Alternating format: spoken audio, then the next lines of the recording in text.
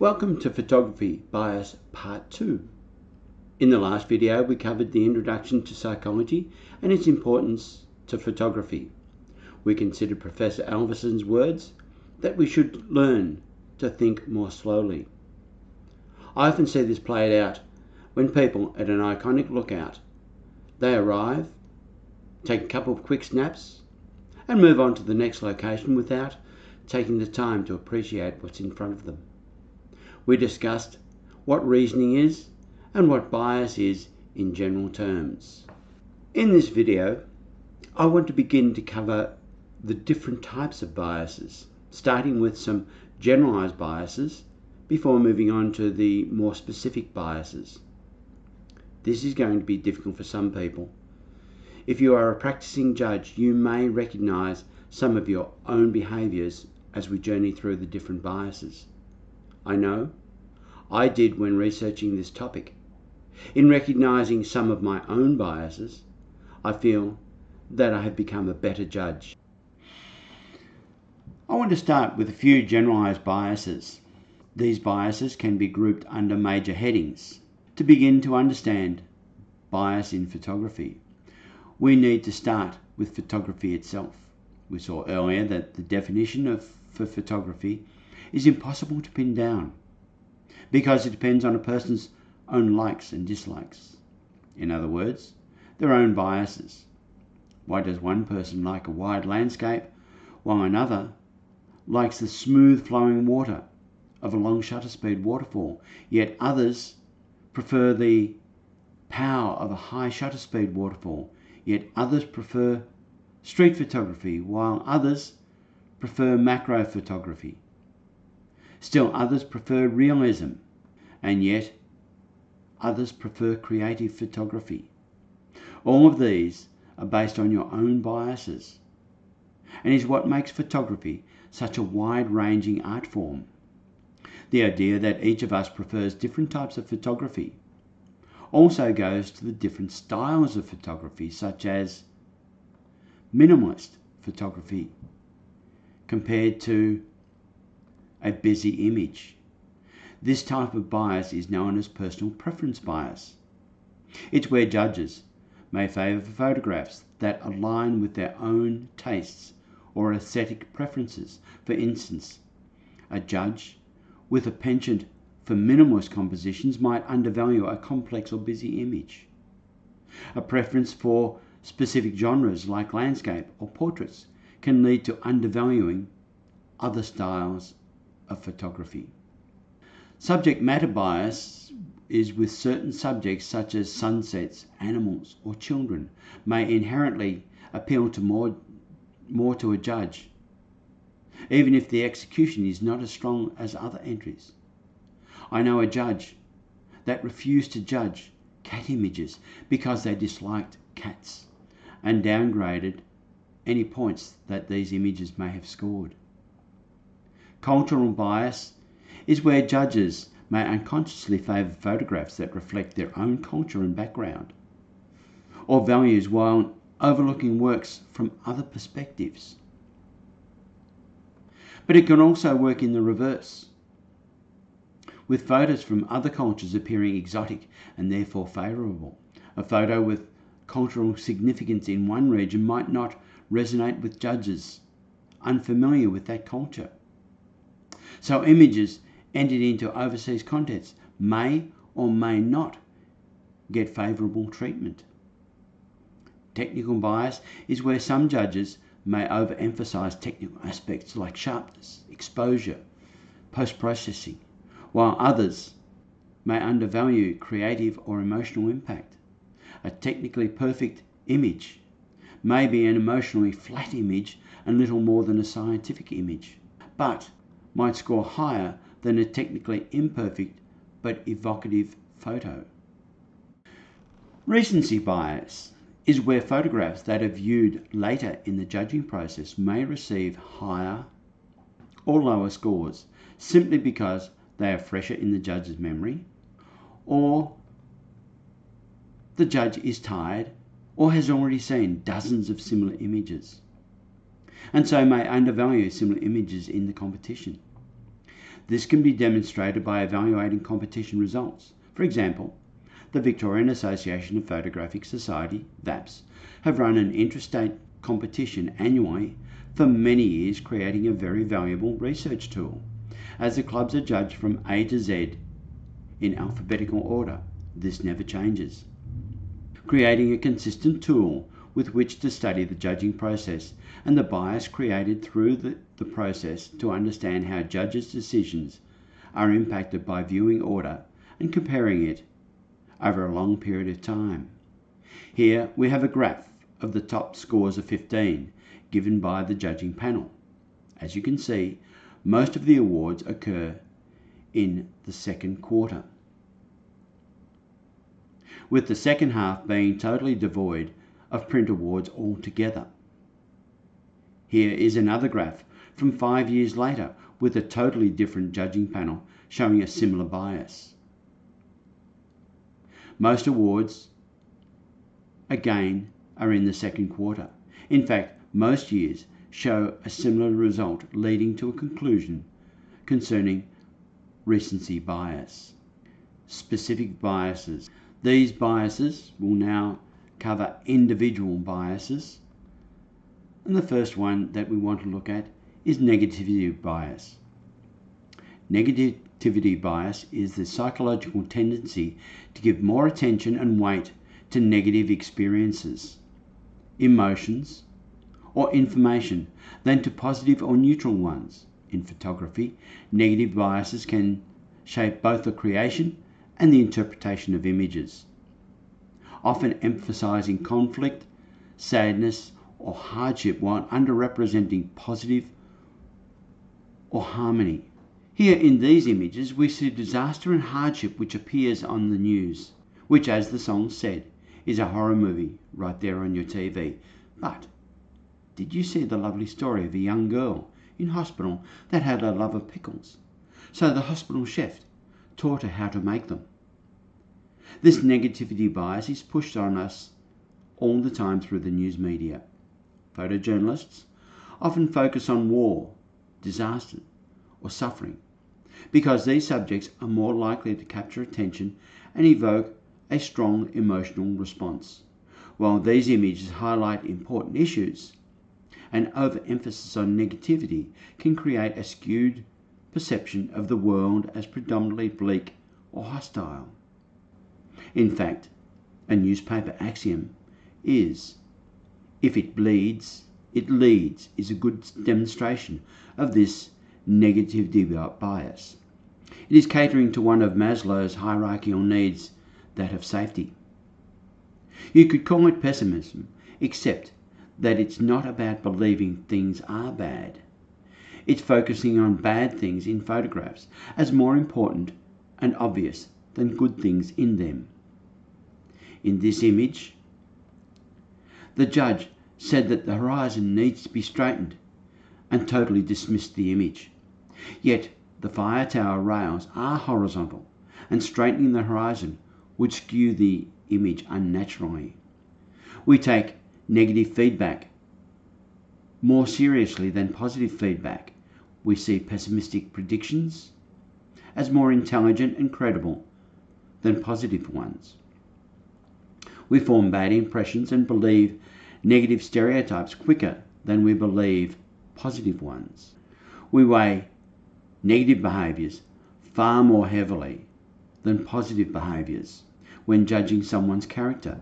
The danger with negativity bias is that we lose perspective on what's actually a problem and what's just us losing perspective.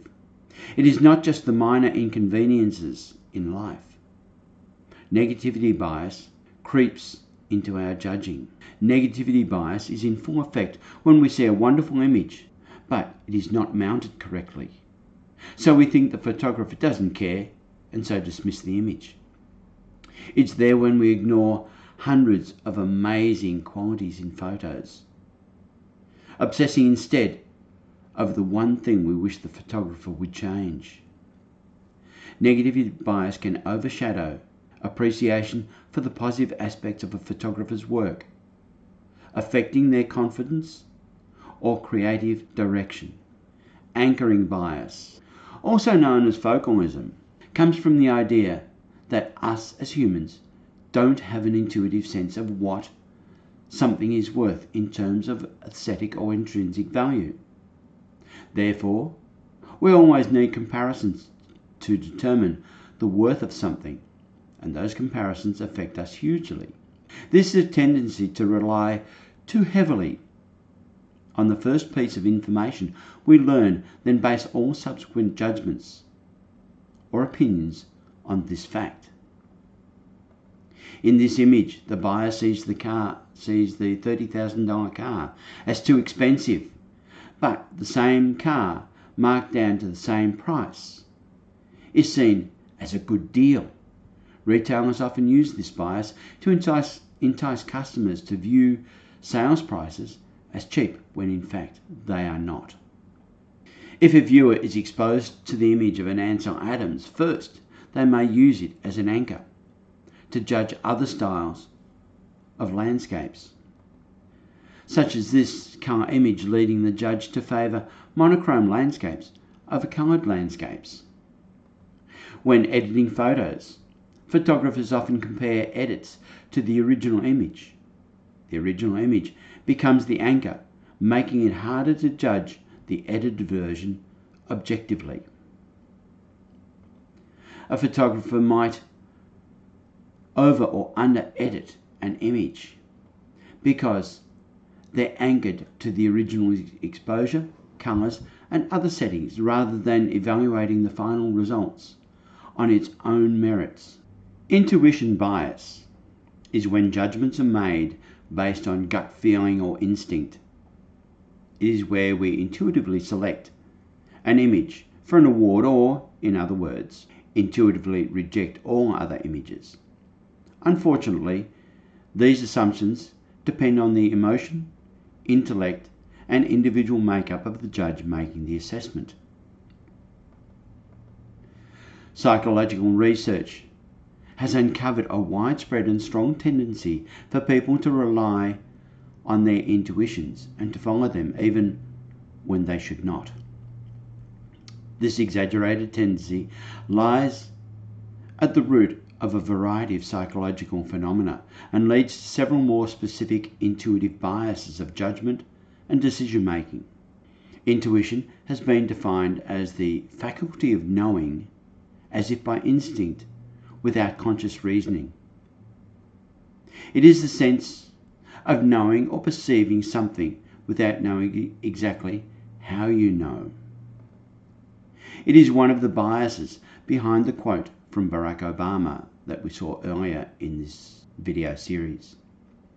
Intuitive bias is also connected to psychological bias and is one of the reasons for portrait images being the most awarded genre in open competitions, when they are not the most numerous genre examples. A photographer might instinctively choose a photo they feel is the best shot from a shoot, without carefully comparing technical aspects like focus, exposure, or composition in the other images. The reliance on intuition might result in overlooking technically superior and more impactful alternatives. A viewer might instinctively dismiss a photo as bad because it feels cluttered or unbalanced at first glance, without analysing the intentional use of chaos or asymmetry. The emotional response overshadows a deeper appreciation of the photographer's artistic intent or technical skills. A person who instinctively prefers vibrant, colourful images might undervalue black and white or minimalist photography, even if the latter has strong compositional elements. Intuition bias can lead to a limited appreciation of a diverse photographic styles and genre. Familiarity bias, also known as the mere exposure effect, occurs when the familiar is favoured over novel places, people, or things. It is about the tendency to express a particular liking for things merely because of the familiarity with them. In judging images, it is often expressed as a form of the mental template effect. For example, images that comply with the serious classic black and white forms are seen as quality images to the exclusion of others. It manifests when individuals are experiencing a high cognitive load, such as judging images, where they may regress to the state of mind in which they have felt or behaved before. The familiarity bias also stems from availability bias, which suggests that the liking of images is based on how many examples of the images come to mind. Thus, the familiarity bias shows how bias of availability is related to the ease of recall. Therefore, in this case, it is defined as judging black and white images as more important because they are more familiar in memory. It can also be allied to the decline bias, where there is a tendency to compare the past to the present, leading to the decision that things are worse or becoming worse in comparison to the past, simply because change is occurring. This is occurring now with the discussion around AI images. Judges might favour photographs from familiar photographers or those with established reputations, and these might unintentionally overshadow less familiar entrants. Often we see this when a judge gives preference to a black and white image, cat images, or a club wants set subject straight out of the camera because they believe that is what occurred in film days and is therefore a truer photographic art. In this second video of the series, we have looked at the generalized biases of personal preference, subject matter, cultural bias, technical bias, and recency bias. In recency bias, using some of my own research, I've shown how judges' tiredness and or having seen many similar images can influence the judging process. We looked at some of the specific biases. Negative bias, which is one of the most common judging biases, and how it not only affects judges but also photographers. We are also exposed to this bias on a daily basis through the 24-hour news cycle. Anchoring bias, intuition bias, and finally familiarity bias were covered. I can remember a judge at an international competition stating that they wanted to reject an image because they recognized the photographer and were sick of seeing the photographer's work. This is familiarity bias and demonstrates the reverse effect. So all the biases that we have discussed also have their reverse effects. In the next video, we will continue our journey. I hope that you're finding this both interesting and informative. I also hope that it helps you to become a better judge. Until next time.